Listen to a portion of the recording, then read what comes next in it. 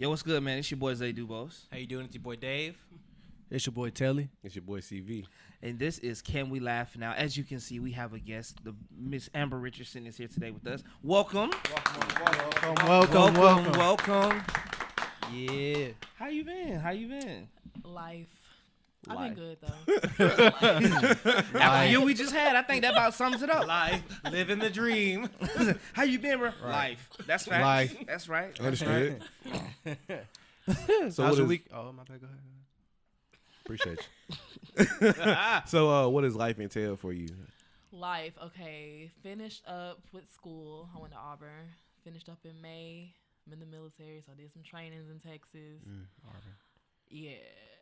What's wrong with Auburn? It ain't Georgia. Oh. Okay. Oh. Okay. Right. Oh yeah, you wore Eagle. War Eagle. War down. How dare you grow up in Athens and my Go heart. to the college with 27 mascots. You could walk to the Yeah, school. War Eagle, now they Tigers. You can walk to the school, but you're going to War Auburn. Dam is the mascot. The hell are they doing down there? Anyway. But yeah, and now I'm just working. Okay, what do you do for work? I'm a mental health counselor.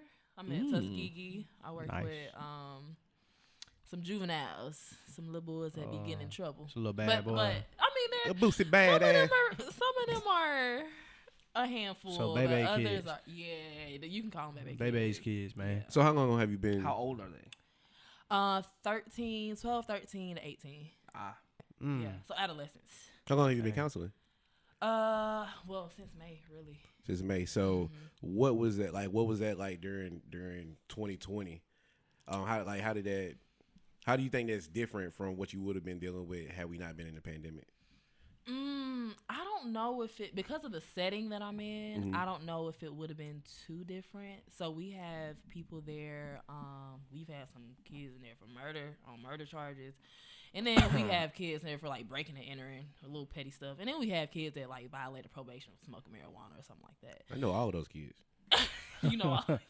It's a range. It's a range. Oh man. So yeah, it is a range. But I don't think COVID has really, besides like some of the kids have gotten sick, but other than that, COVID hasn't really disturbed too much. I'm curious, what made you want to get into that field of work? I was just telling Nick, it was an accident. So undergrad, I was at Georgia Southern. It really was. It was an accident, but it just worked out. So I always knew I wanted to do something within the helping profession. But let me be honest, I sucked at sciences and I sucked at math. If you give me a math problem, I will have a panic attack. Can't do it. So Same. 5 times 8 now. Same. Oh, see? There it is. How much does $1 chicken sandwich cost? That would be me. Facts. So after graduating from Georgia Southern, I was telling him Auburn was the only school, because I didn't put in like applications till the last minute. Auburn was the only school that had like their applications open. So I applied. I was selected for an interview. Just so happened to get in, and that was the only school I applied to. Well, I applied to Georgia Southern. They denied me, but I just knew I was gonna get in because I was already there. I'm like, Yeah. I'm They're like, no, your time is done. How could y'all deny Log me? out. Get I the was phone. so sad. But I got denied. So Auburn was the only school that accepted me. And so that's how I got into my field. I literally just did it. I didn't plan nothing. So what is it about like children that is for you, that like that's for you, or is it like just what so happen to be children? So in my math, I'm going to say Fraser. I don't care. What made it for you? What about the field of like helping children? I guess I'm just clarify what you said, Montel. No, I was saying like, what is it about like children that is it for you? Like, what is it? No, I was laughing because of the conversation we had prior to starting the recording. And I was just like, oh man. Oh damn. woo, okay. It's all right. We can just cut all this out. Yeah, We got to. It's natural. I guess. What about the field of It's helping organic. children? There you No, go. it's not the field. That's not my question. I'm saying, what is it for children that like is it for you? Like you're working with children. Like what keeps you going? What keeps you going back? I get what you meant. That's what I'm saying. Like these No, niggas, we know you these get niggas what are you- clowns. We know she get what you meant, but That ain't what you asked. That is what I asked. What Montel said. That's what I asked. What is it about the children? Because it wasn't articulate as y'all how we might have put it. No, then no, now no, it's no, wrong. no, It's no, a, no, no, it's a bad question. It wasn't a bad question. No, I love the question. Honestly. Yeah, no one's. It's a good question. I was just trying to clarify, man. Just add more. Because he didn't understand. I didn't understand. I wanted to make sure I knew what you meant. He was just trying to get an understanding. Yeah. Then you should have asked instead of laughed.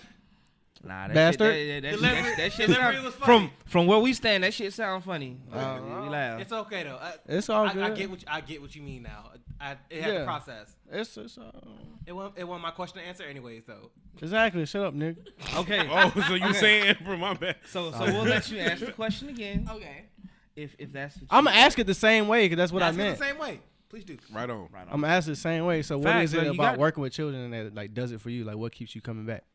Okay, so in my master's program, I did my practicum and internship at a hospital, and so they had two different units. It was a psych unit, children, adolescents, and adults. I loved working with both, honestly, but I had like a couple of kids that you gonna always have those few that just tug at you. So that's why I applied to the job that I'm at now, just to kind of work with children more. I had more experience with adults, but I kind of wanted to work with kids more. So that's why I applied to where I'm working now. And honestly, I have not had a bad day since being there. Like the kids, they keep you on your toes. I say that's shocking because Yeah. I know any job I go to, I'm gonna have a bad day. No, I haven't really. They get on my nerves. Don't get me wrong. I'd be like, you just. Boy, Yeah. if you don't sit your butt down somewhere, but I love it. So, yeah. I mean, I think it's understandable.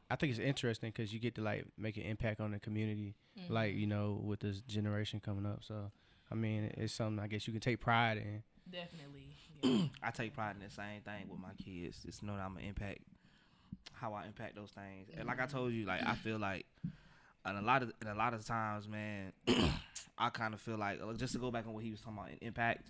I feel like it's important that there are people that want to do those things. Because like you said, you could have worked with adults, but you chose to work with kids. A lot of people see the type of kids that you work with and just be like, they're lost cause. Yes. So many people say that. Have there been any situations where you had a child leave, you know, or get free? That sounds weird to say when you're talking about kids, but they come back and be like, you know, thank you for working with me, thank you for what you did. I hope that happens for me. I haven't been there that long. And we're gonna cry. I don't know if I would cry. I might. Yeah, that'll touch you. I might. That'll touch you. Touch But, you here, yeah, right there. in the make you song. cry here. Oh yeah. Me, Amber, me help you. Absolutely. I can't. Amber, help me be better. I can't. But no, I haven't had that happen yet. But hopefully, I will have that happen. I will be honored. For real. So we'll understand you have written a book. Yes. Tell us a little bit about your book. Tell us a little bit. Okay, so the title is "What's Wrong, Wesley." It was a long process. I feel like it shouldn't have taken that long. It was like a year process for me, but pretty much the topic is geared around childhood trauma. So Wesley has a story to tell. That's kind of what I've been telling people. Wesley has a story to tell. And will Wesley overcome his trauma or will he not? I don't know. Buy the book so you can find out. So when's the book come out? This spring. Okay. All right. This spring. So pre-sales, I'll be starting that next month. So yeah. How's that going for you? Like getting it out there, like promoting it. I feel like I need to hire somebody. I feel like I'm not doing good with like the advertising and stuff. I just need somebody else to do like my social media. So if y'all know somebody, That type of stuff is very, very tricky. It's really all. It's not necessarily about how much you do it. It's about who you're presenting it to and when you do it, because time is everything. Yeah. So I'm interested about like the process from the inception of the idea to getting to a point when you're about to release in the spring. So how did that come about, wanting to tackle that I'm gonna say mature subject matter in a children's book? Because like we can say mature, but everybody has trauma. Yeah. That's it's indiscriminate of age. Right. So what was that like? Right. So, starting from the idea, I will say that I first got the idea from being in my master's program at the hospital. So many kids came in there with trauma, and a lot of it was like sexual trauma, domestic violence, like just in the homes in general. And a lot of it was from family members, like people that were so close, to them. So I was like, and there's no another thing, man, there's no representation. When you look at children books for Black people, African Americans, you don't really see it. So that's another thing that I was looking into before we started the book. Like, has there been a book written like this? I found stuff that talked about, childhood trauma and stuff like that, but they would use like animals as the characters, so it was never like us being represented. Yeah. So that's one thing that I really wanted to tackle to make sure that we had representation. So that's how the idea got started.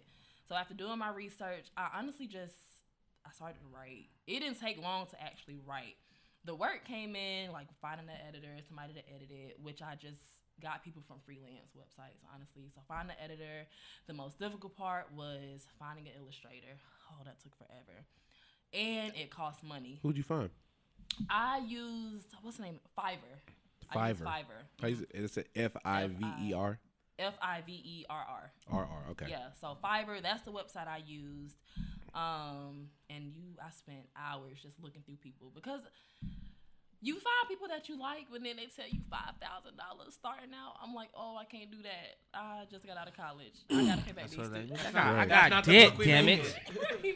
I gotta pay these student loans back. But that's kind of how the process went. So after the illustrations, then you have to do your research on who do you want to publish through. They have Ingram Sparks, they have KDP, which is like Amazon, Kindle, and Lulu or some other. They have so many different, but you have to look at royalties and how much percentage am I going to be getting, from selling my books and stuff like that. So that's the whole process. Did you want to shop Black? When I first started the process, that was my main thing. I was like, I want everybody to be Black. Right. But it didn't work out that way. Okay. So what's your primary goal and focus with pushing this book forward? Honestly, I just want the message to get out. I want Wesley's story to get out. And I feel like I'm so excited because not only do I think it's going to be helpful for young kids to read this book, I think it's definitely important for the parents to read along with their children, because when it comes to trauma and stuff like this, a lot of kids are not comfortable with going to their parents. Like when I was working at the hospital, a lot of the kids had never told their parents about different stuff that they had gone through if it wasn't involving their parents, because they were too afraid. I don't think my mom or dad's gonna be mad at me, or I don't want this specific family member to get in trouble. I was scared of my mom too. Yeah, see, exactly. The other thing is sometimes the parents end up being the traumatizers. Yeah. Exactly.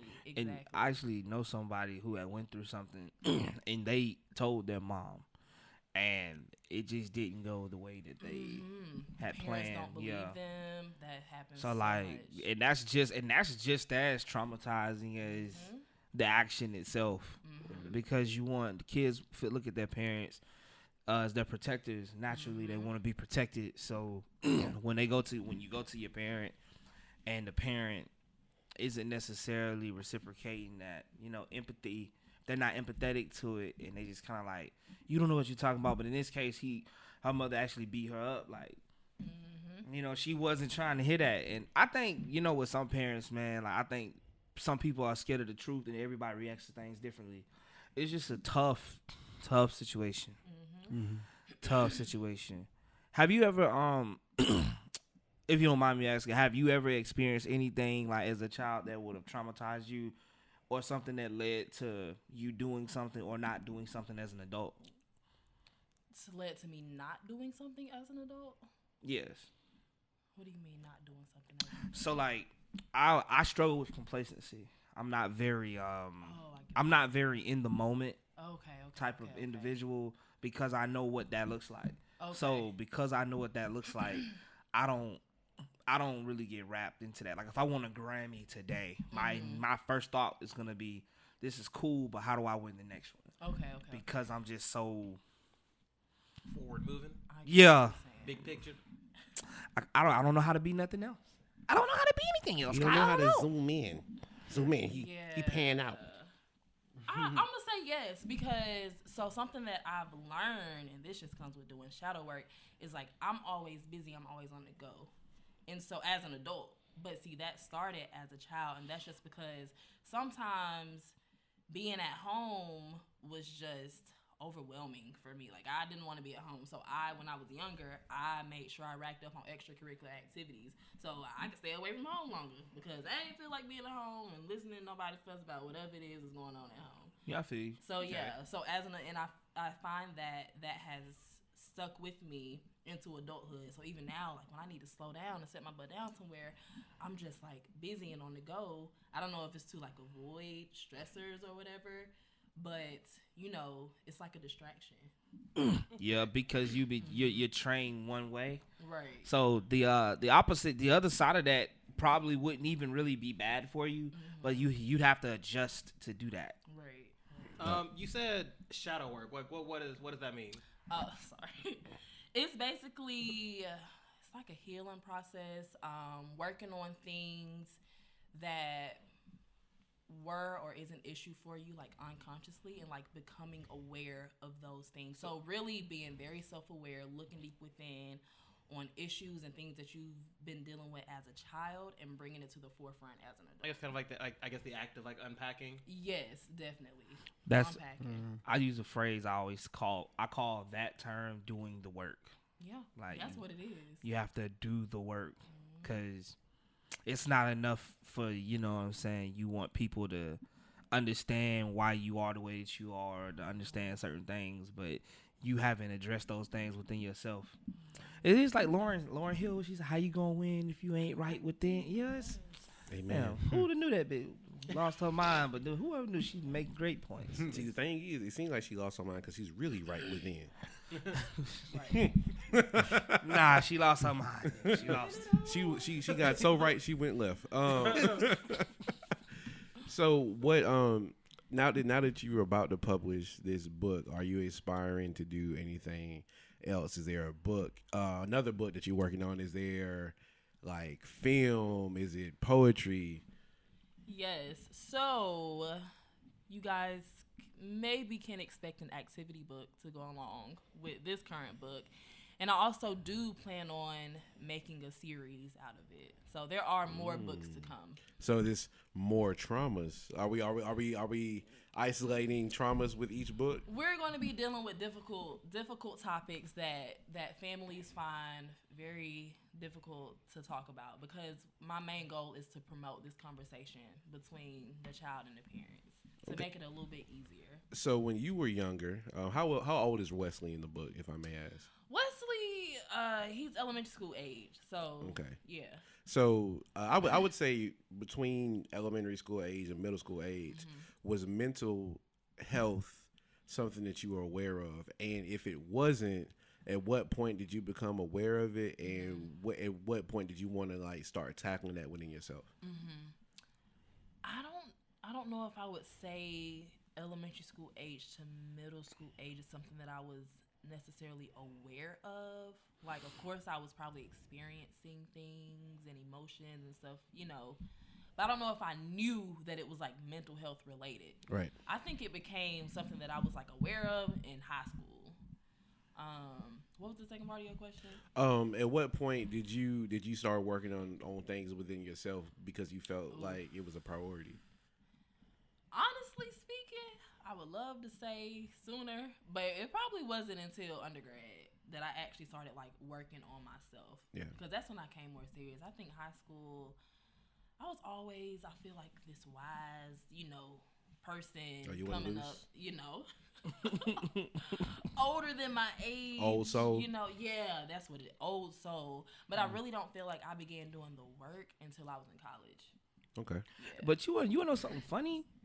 There are people who feel like, dang, you know what I'm saying, it's better late than never. No, that's early as fuck. There are people in their 40s who are, I'm serious. There are people in their 40s who are out here just not getting the picture. They don't even want to do the work. There are people in their 30s, 40s, and 50s, You know what I'm saying? But Like, can you blame them for not wanting? The work is hard. It is no, hard. but see, these are people. But see, but here's where we lose traction, right? So I grew up. I was raised by women. My grandmother, my mother, and my aunt Melody. You know, word out to them. You know, the wisest people I know.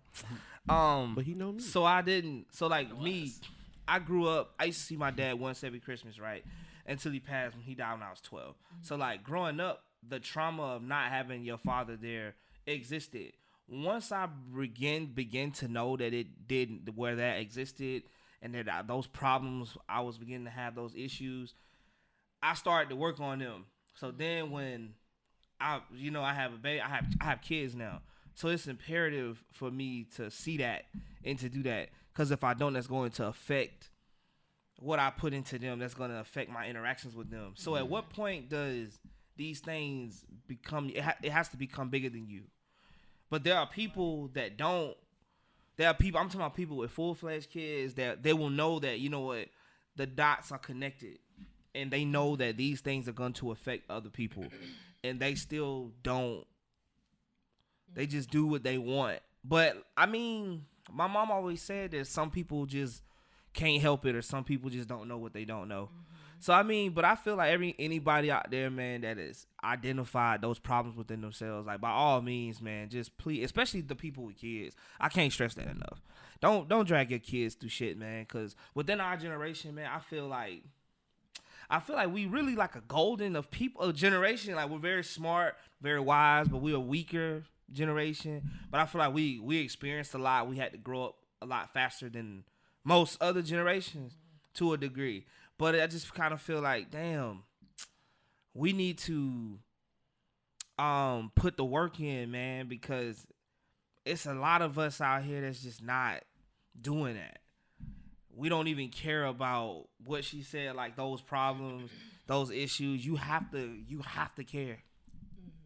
Those things matter, man, and we got to stop laughing at, you know what I'm saying, mental health and just saying niggas is crazy. Except Buddy the other day, he was crazy. But so I heard. I think that's a big thing that going on with 2020s, you know, mental health, especially with this pandemic and all the anxiety and stuff that people going through. You know, it's like, I'm afraid to go here, or I'm afraid to do this and this and that. You know, so it's something that really needs to be taken seriously, you know, going forward, because, you know, you don't know what else this world has to offer, you know, in this year, because, you know, last year was, you know, pretty traumatic for a lot of people. So just taking it more seriously, you know, could really, you know, help some sombering minds. Do you have any advice for parents who might have a child, or do you have any advice for parents when it comes to actively being alert for trauma, or, you know, and keeping an eye out for that within their kids? Because I think I know when I was growing up in high school, I didn't have the language or the vocabulary to articulate it, but one of the things I was telling my mom, I used to always tell her, like, we live in the same house, but everybody is in their own universe. Mm-hmm. You know what I mean? As far as the things that go on with them on a day-to-day basis. And it's imperative, it's so important that you check in. Like, you know what I'm saying, that we talk, because if we don't, we'll never, like, we were just talking about this about this before we started rolling the camera, is that we all go through things that we might not feel comfortable talking about. Mm-hmm. But sometimes it takes somebody on the outside looking for those things that can make all the difference. They can open up that door to have that conversation that I might be too shy or embarrassed or, you know, uncomfortable to talk about. Mm-hmm. So with that, it depends on the age. So for younger kids, something, I'm not a parent, by the way, but just based off of knowledge. Give it time. Come join this world. Wait on it. For younger kids, some things you want to look at or look for is like if they start acting out, you know, behaviorally, if they're usually like good in school, but their grades start dropping. Let's say if they grew out of wetting the bed, but they're regressing and they're starting to wet the bed again, that's a sign that you want to look into things. If they're just like fussing and yelling a lot, that's a red flag as well. For older kids, it's kind of hard because high school, middle school, high school age, you can really mask things really easily. So I think with that, like you said, just checking in, like having that, I cannot stress enough, like having the conversations, just starting the conversations. And then sometimes you have parents that start the conversation, then the kids are like short, like nothing good. Well, dig a little deeper. Right. What is good? Your day was good. What does good mean? Like, give me details. What happened in your day? Well, I think that starts from like a younger age of foundation, like laying the foundation of like knowing that it's okay to have those conversations and making Comfort. comfort, and making it imperative to like have those conversations starting young, so that way like as they grow older, he's like now they instead of you having to force it out of them, they're gonna be coming to you. I mean, I'm not saying that that's how it's gonna happen. That's a perfect picture that I just painted, but You know what? I feel like I feel like I was really simple because it was really easy for me and my mom to talk. It's just crazy. You get in circles and you talk to people about certain things. And they were like, bro, you talk to your mom about that? I'm like, yeah. I was like, you never talk to your parents about it? They be like, hell no. And I be looking at them like, damn, where the hell did y'all grow up? I was like, Well, they grew up depressing them dishes. That made me think back to when I was in the Marines, man. Like, a lot of people, they really wouldn't, like, you would try to talk to them and be like, yo, man, you ain't got no family members to talk to, or you don't have no, like, no, like, I don't like my family. I don't talk to them. That's why I came into the military. So it's like, and it was a shock for me because coming from, like, I'm a family man, at least, I like to say that, but I think it's crazy that some people just really don't click with their family. They don't get along, and they have nobody to turn to besides like maybe a best friend that they used to live with, or like a roommate that they used to live with, or someone. Like, it's so many different walks of life. You just don't know like what someone's going through unless you have that discussion, unless you have that sit down.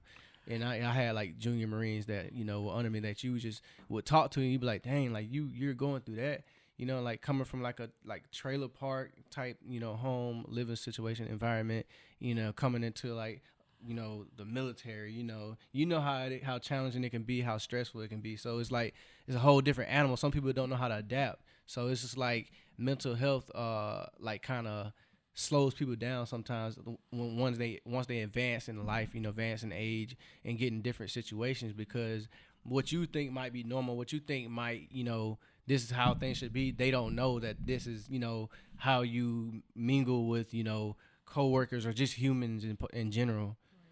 question: why do people that see that neglect mental health? You asking me? No, Why do people see what? I feel like people, like what you just said, right? And people can see those challenges. It could anyone, like, well, for them, like we just used the example you gave. People in the military or have went in the military, got in the military, or people who have experienced different things. Like certain people, married people, once they divorce, there's a total different, you know what I'm saying? Like women after they have babies, they're aware of that's why they teach people about PTSD and some, you know what I'm saying? And like, why do people, when they see certain facets of their mental health not being where it needs to be, but still neglect to treat that? I think that it could possibly come from just being ashamed, like ashamed to even speak about that, because like I know I talk to some people, they just like they don't want to talk to somebody because they're afraid of what they're gonna say to them, because they're like they're not afraid of the person, like, but they're afraid of the words that could ensue after, you know what I'm saying, finding out the information. And like, because I know like some people, they just didn't like to talk about it because it was like they thought you were going to talk about them. They thought they was going to get picked on, or they were going to be mistreated, because maybe they did in the past. Maybe that's where they came from. So they're trying to come to a different situation, and maybe they're just trying to leave that old life behind them. But like that really kind of hinders them sometimes, because it's like still right in front of their face. They still got to face those problems. I couldn't imagine not have.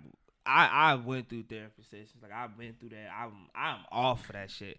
I could not imagine my life without that. But I think even with that, sometimes it's not as simple as outreach. I mean, because like there have been things or services I've had done strictly off the strength that I know somebody who did it, because I've been online and I've been looking for could be wedding ring, could be a wall mounting service, or something within my price range, something that my resources could obtain. You know what I mean? And I think that because that's I'm so glad that you brought that up, because that's something that I was going to ask you about, Amber. Is do you know any programs or services that provide free or affordable therapy, specifically for our Black and brown people? We love y'all, but really for anybody who might be seeking it out, who wants to unpack and tackle the issues. Yeah, I'm glad y'all brought this up, because like limitation and having access to resources is a big thing.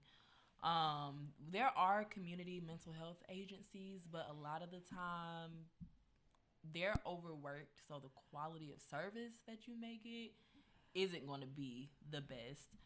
And another thing when it comes to community mental health is a lot of the time to be seen, I know you have to be kind of like referred to them coming from another facility, such as a psych facility, the hospital. So unless you go in for something severe, you probably won't be seen. There are stuff like BetterHelp and stuff like that. I haven't personally used them, but I do hear that it is affordable. But something else that you can look for, something else that I know you can do, if you don't have insurance, or if you don't, if you can't pay $100 a session or whatever, you can contact therapists. Look up therapists that do sliding scales, and you can contact them. And what they do is you arrange, however much, whatever y'all agree to pay each session, and they kind of work with you on whatever you can afford. I'm glad you brought up sliding scales, because I actually started seeing a therapist before the pandemic last year. I started going because I had got broke for a second, but he was willing to work with me on a sliding scale and come up with a price that was affordable, so that we can have sessions. So I think that's incredibly important too. Do you have a friend or anyone that you know personally that you feel may have struggled with mental health, that since that you've become more knowledgeable about what you're doing, that you've kind of reached out to? You know what? No, because that would be unethical. Well, I do have friends that I know have struggled with different things that I reach out to just to check in on, but not necessarily to like provide services to. Because not necessarily provide services. Okay. Like if we all just chilling, like, yeah, man, y'all, everybody just chilling, like, yeah, man, you got some shit going on, boy. Like, just never. There's different conversations for different people. That. You think you don't need some help, man? Different conversation for different people, because some people you can ease on in there. Some people you just need to tell, like, yeah, man, I'm telling you what it really is. No, bro, you fucked up. Like, maybe that's the way. Straight up, Brady. You need help. Some people. Some people. I think another reason I feel like this is a struggle. I always say this. I say this about church more than anything. People don't know how to meet people where they are. Ooh. Like, people don't know how to, like, understand. Like, you wouldn't teach algebra to a 5th grader the way you would to someone who's in their junior year in high school. Does the algebra on a 5th grade level? Like, you know what? I'm just saying, like, it just you just wouldn't, like, the same shit you would articulate to a 9-year-old, you would articulate much different to someone who's 17. But it just seemed like people want everyone to get it the same way. Yeah, I mean, even across that board, you could have two 17-year-olds in two completely different mental spaces and mental capacities to understand certain concepts. You know what I mean? So I think that's very important too. To go into a situation non-biased and non-judgmental, and because I think when you start to get frustrated sometimes about people not getting it, it's about you. You know what I'm saying? It's like, I know I'm speaking English, you know what I mean? Yeah. But it's not about you speaking English. It's about the person internalizing what you're saying and having to drive to apply that to their own life, seeing a purpose in that. Bruh, that's why literally whenever I talk to people, I tell people very clear. I'm like, look, bruh, these are the avenues that can help you, because I just can't. I can't help nobody. I'm not equipped. I think all of the patients that it's going to take me to raise my children. I have to save for them times. I can't do that with no one else. I can't do that. I simply refuse. I don't even think I could people talk to me, I'm easy to talk to, but like at the same time, like when you get to talking about just breaking certain things down, how there's levels to this, one or two things is bound to happen.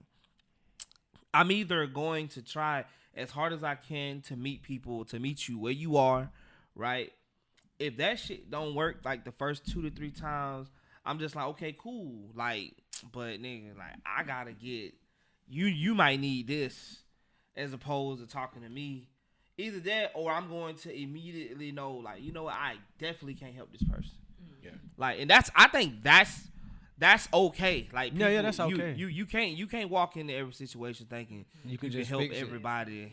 Right. But some people, man, just don't. I'm serious, man. Some people are just neglecting what they probably need to be doing as when it comes to like mental health, and like some people just aren't doing what they need to do. But I also feel like mental health is kind of this wave. It's like it's on a come up, because before we weren't so pro mental, especially when we look at the black communities. Like, and we've been talking about Christianity too, and like faith, it was more so like a pray about it type thing. Yeah. Jesus gonna fix all your problems. You don't pray enough. You don't go to church enough. All the medicine that you need. Yep. So, it's kind of this newer thing that people are, especially older people. Our generation, we on it. But we talking about our parents and older people. It's kind of something that they're opening up to. It's so great that you bring it up, because it's probably one of the most frustrating things to me is people who are super religious that don't think that you should use the resources God put here for you. Therapist is a resource. Them be the same people that when they have a cold take Robitussin with y'all backward ass. Man, they better stop playing out here. Or be like, I ain't gonna take nothing. I'm gonna just let my body handle it. Yeah, exactly. Like, right. They take medicine. They go to the doctor. But we can't go talk to a therapist because that's not of God. You see what we sound like out here? Man, boy, they better quit playing. Lady, holy hands on that. or then you got some that are like, they be like, I'll take you to a therapist, but it has to be a faith-based therapist. And I'm just like, you know what? Some of the people some of the parents that want you to go see a faith-based therapist are the reason that you messed up, or that you have trauma because of the way that you've chose to express or impose your faith on them. Yeah. And I think that's a very real thing, how people deal with their mental health, and how that weighs out with their religion. In their faith. That's a battle. And I see, you see that a lot. People dealing with traumas or things coming from the church or whatever faith they practice. It was just a conversation in this group that I'm in on Facebook, this mental health group, talking about Jehovah's Witnesses. And like the trauma or that came from that religion. But it's crazy, but it's like a whole conversation, because you do have this battle, especially like how I know one of the biggest ones for like, teens and people in their younger 20s, like premarital sex. Yeah. Battling with that, or dealing with being shamed for, having a baby out of wedlock. Like, abortion. You know what? Yes. You know what? Mental health, oh my goodness. Well, I had a cat actually tell me that one day. He was like, so he goes to this church and he's like, that's your wife. And at the time, we weren't engaged. I said, no, that's my girl. He said, well, you make an honest woman out there. And I was like, nigga, you having kids on your wife. I was like, yo, son, like, I was like, bro, I'm not above explaining to you how equipped you not to be critiquing me on my life right now.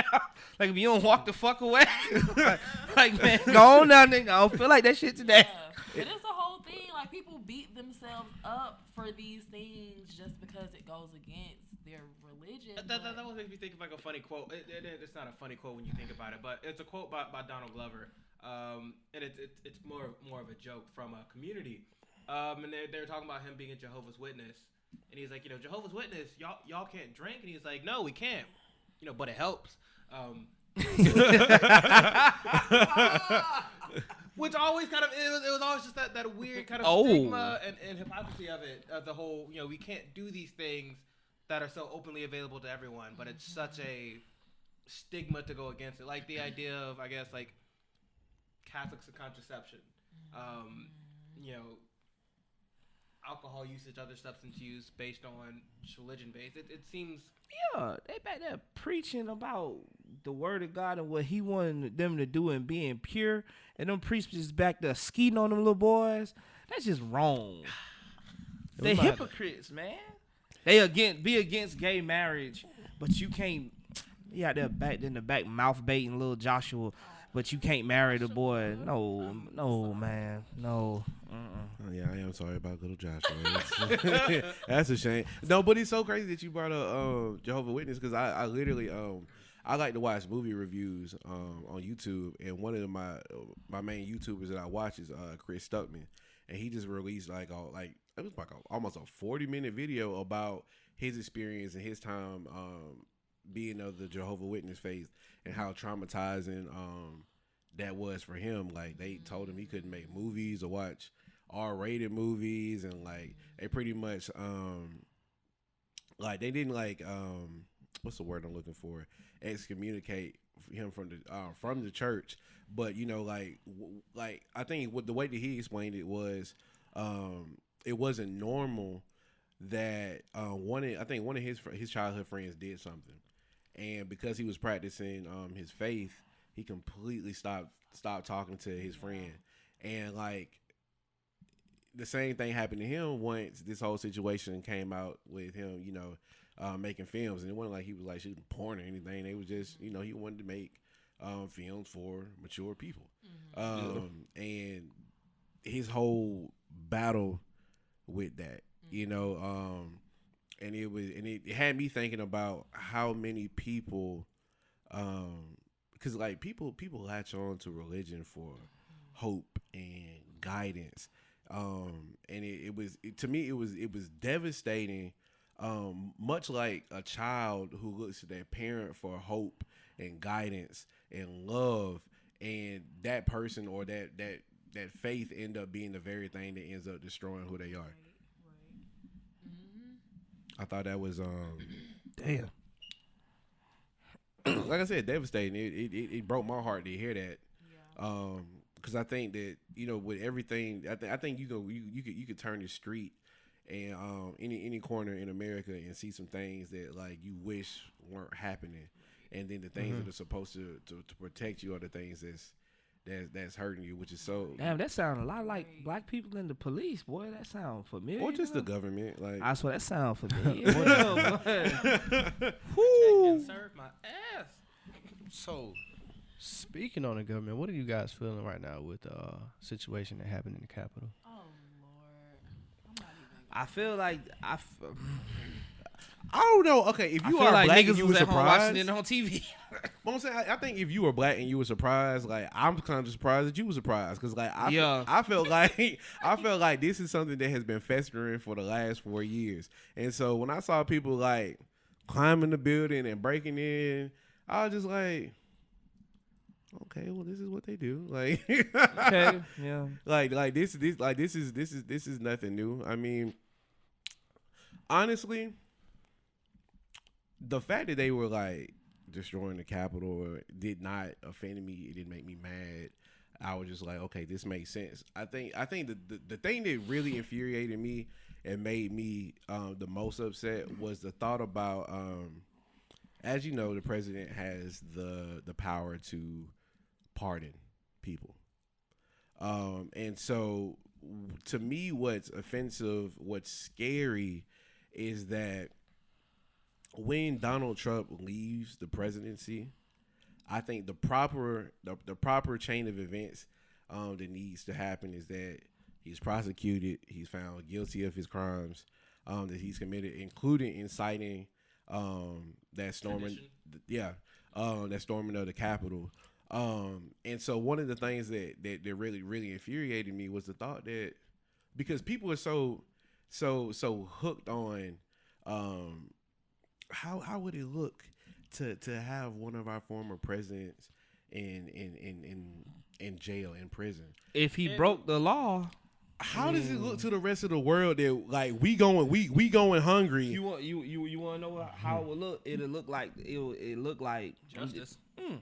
You said they would ask you how would it look if one of the presidents was in jail? The same way it looked to black people when you see one of the pioneers who was tore down in Bill Cosby. The same way it looked like a black hero and his legacy destroyed. But if he did that shit, send his ass upstream. Pack him up. If he's guilty, the same way it looked to us R&B lovers, when we realized R. Kelly was back there, you know what I'm saying? He was back there loving on them little girls. But if he was guilty, Send that nigga to jail. send him the fuck to jail. Now, what I think should really happen is for them to be a little more honest with what they say.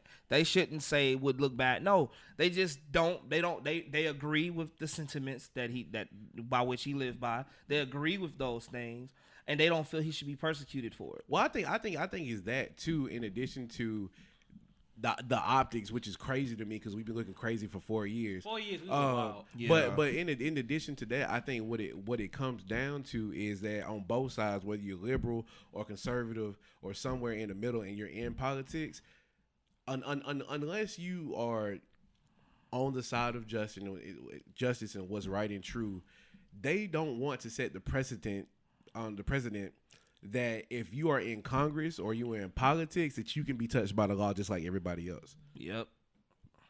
Because then you have to uphold that. Yeah. Speaking on that, like it's weird. I've been watching CNN all since like last Wednesday because a little worried. But like I've been watching a lot of it going on. A lot of the rhetoric, unfortunately, that's been happening with a lot of like Republican senators is they're now saying to each other, vote on your conscience, as if there was never a point of you just thinking for yourself in terms of the Republican Party. They've been just, we're side right, so we're going to vote on these right things, and not my morality chooses how I vote. And they're not thinking. They're just doing whatever. Acting on party politics. And it's always been weird to see that they're like, now we're going to vote how we feel on the inside. So now our choices are, I think he's a bad person, which is strange to me because you have people like Ted Cruz and other Republicans who've been like, you know what? I feel now's the time to say he's a bad person when it wasn't when he was like, calling you out your name, dogging you and your wife or whatever, or when he was saying the wildest things that you didn't agree with. You were like, you know what? Well, he's going to be here for maybe 4 or 8 years, so I got to be on his side. It's strange that a whole party of people are just like, you know what? Well, now that he might be on the wrong side of things, I guess now is the time to say he bad. And you know what's crazy? Things like this make your job harder because kids are very aware. So it's kind of hard to get kids to understand that, look, these people are here to help you and care about you. But then they see the country just allowing shit like this. Yeah. That just makes, we are pushing, like people in your field, like as a parent, we just pushing rock uphill. I don't believe white people are evil or the devil or no shit like that. But how do I explain to my kids that you don't hate these people but you see these people hate you every day? Like, it's only but so, you just gonna have to hit a point. You can only do but so much. You hit a point where you instill what's needed to be, what you know is right to instill in them, and then they're gonna have to figure the things out on their own. But that type of shit, they care. If you care about your work, that matters to you as a parent. That shit worries you. You get what I'm saying? Yeah. So like, it's hard to like tell people it's raining when they can see it's really piss.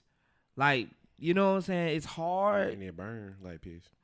You see where he took that. Like in your eye. Yeah. Now I wouldn't know. Well, I would imagine that. You know what I'm saying? If it's pee, you know what I'm saying? Got a little I'm not ting. gonna shame you, but I'm not gonna go into public restrooms with you.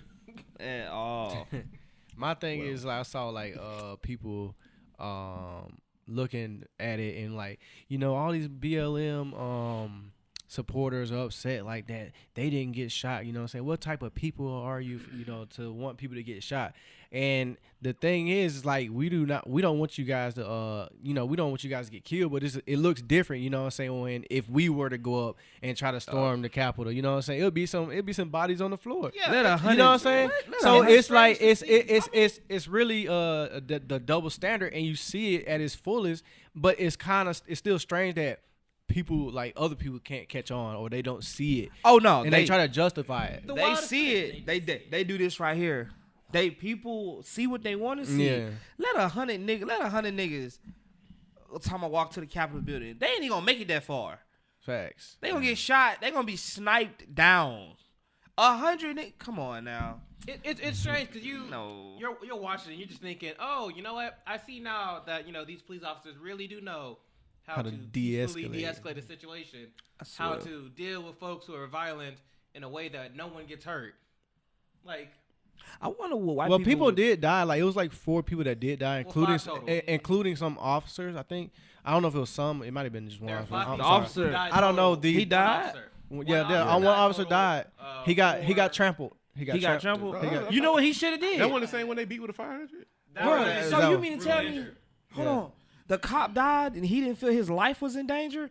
Damn. Damn, that's crazy. Yo. He saw an angry mob and didn't pull out his weapon. You know what they should have been? They should have been a little darker and harmless. He'd have shot all their ass.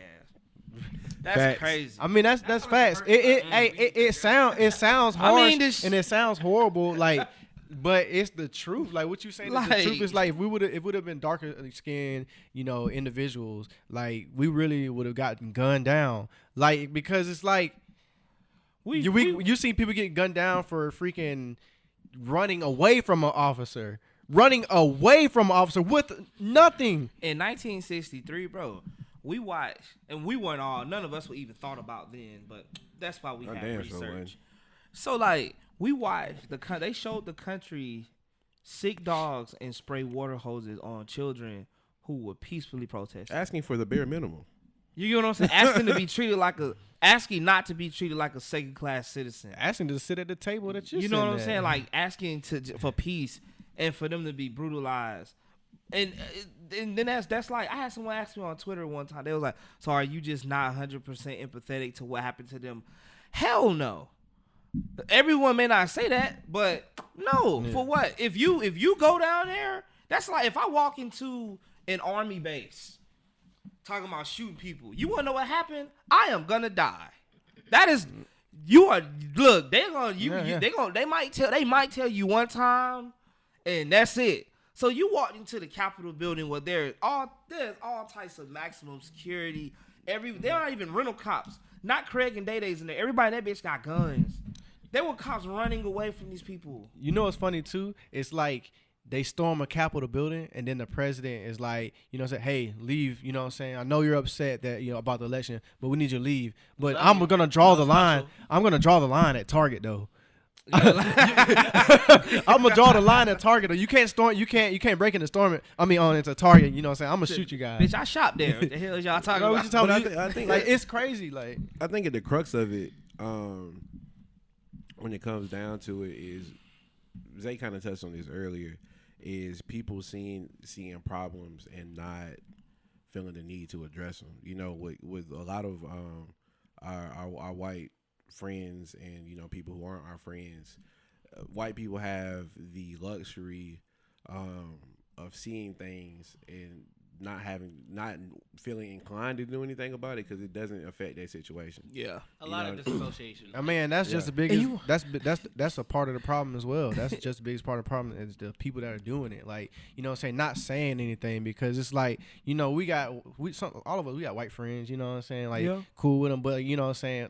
Like for the ones that don't say nothing, you're just as wrong as the ones actually committing it because you could actually make an impact on maybe like whether or not I live or die. You know what I'm saying in any given situation. Let me ask you something, Amber. So when you look at the 450 years of oppression from slavery to them killing our leaders, and then you look at how we've peacefully asked for them to stop. And the only thing that happened to them recently was them voting a man out of office that really didn't make their lives any greater than it was before. I wonder what they'd do if they actually went through something. So that's and you saying that or asking that just makes me, y'all, black people are so resilient. I feel like that's something we have that graceful people. Cause, but I think that's something that we, as black people, the black community, like you said, all the way back from slavery, like we bounce back no matter what. The resiliency that we have is just, it's crazy. And here's another thing to tie that into how mental health is. When you look at if you take the black man in the 40s and the 50s, right, and they look at the kids today, they're like, "You kids are weak. Like we just went through this, that, and the third, and we came back. Why don't you come back?" But we're like, "Nah, nigga, like fuck coming back.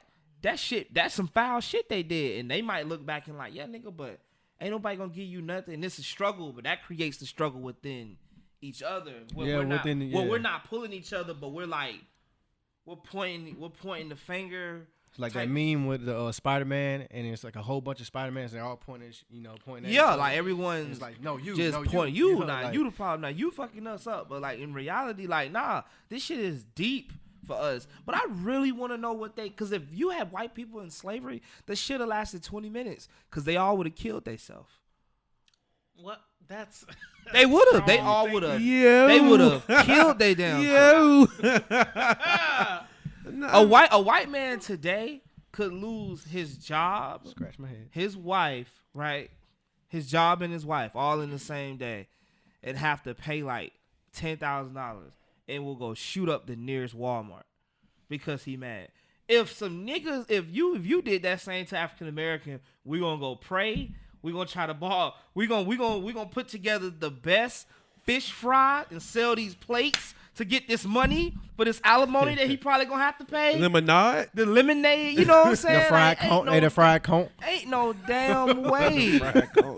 Like there's just no way. Like this shit it's not funny, but it's like you look at it and you're like, like what the hell's the matter with y'all? Cause I mean, like legit, I wonder, like I can't think of. I feel like in order for this shit to change, you know how what they did to Emmett Till and how they brutalized that boy and how they showed it and nothing was done. In order for them to get the picture, that's gotta happen to a white boy. That's a strong generalization. I'm saying. I promise to God, that's not in my heart. I would wish that on no man, nobody, because that's violent and that's not what I'm about as a man. What I'm saying is, in order for them to genuinely understand what we're talking about, it would have to happen to them. Yeah. They are too empty. They are airheaded. There's nothing. I can't think of anything more simpler than taking about to how you could understand someone's anguish as to how we were taken. We were not invited to this motherfucker. We didn't ask to come to this son bitch or nothing. How you oppress these people, beat these people, kill these people, rape the women, kill their children, systematically take the men out the home, all of that. And you wonder why we're upset. But you know what I'm saying? And it's real simple. But if it happened to them, they would get it. What you about to say? I think we're approaching a lot of generalizations, and I just want to say this, kind of hone it down to a smaller level. There is a point of the mental capacity of a lot of folks. So on the same end of there are some there's some white people and some black people who do certain things.